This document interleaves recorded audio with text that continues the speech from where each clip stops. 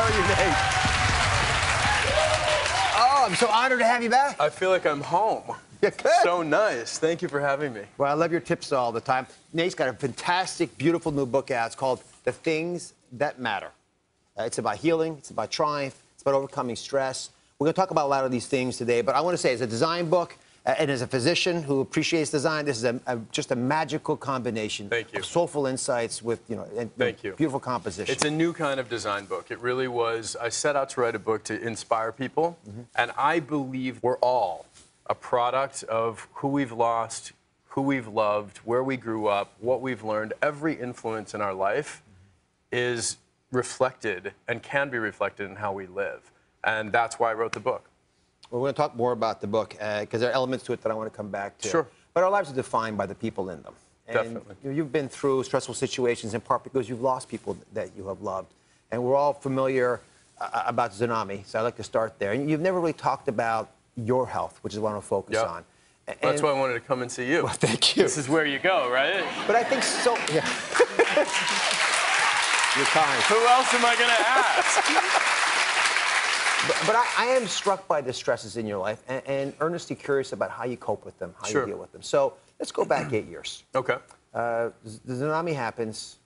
It is, for all of us who know you, we were watching it happen, just struck by how you cope with it physically. How do you deal with that physical stress?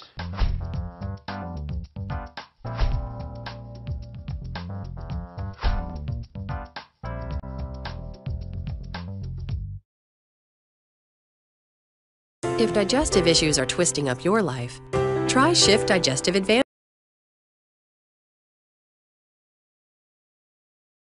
Shift Mega Red Omega. I was just on the Dr. Oz show talking about design, how it makes us feel, and how our homes can help us be a little bit healthier.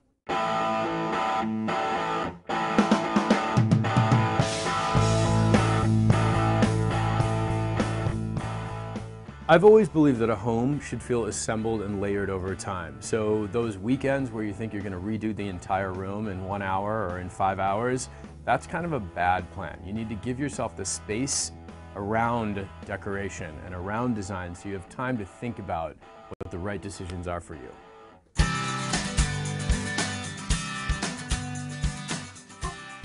If somebody's looking to redesign their kitchen, the one thing that I will say is run like the wind from any trend.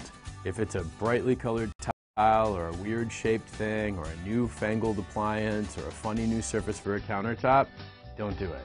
You're spending tons of money. You should always do the most classic finishes you can possibly do. I did probably 200 makeovers on the Oprah Winfrey Show, and they begged me, please, can't you do a kitchen that's not white cabinets and marble countertops and stainless steel appliances and subway tile? But I go back to the most timeless materials all the time because that's something that you never want to replace.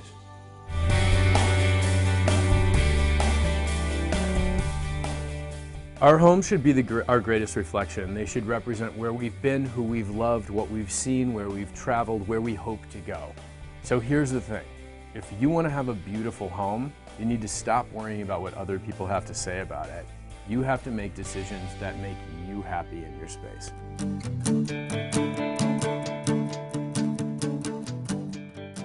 I wrote the book, The Things That Matter. It's sort of a different sort of design book. Basically, it's 14 interiors around the country, and they have one thing in common. That thing is that every single home in that book represents the personalities of the people that live in the space. Because I have always believed that our homes should tell the story of who we are.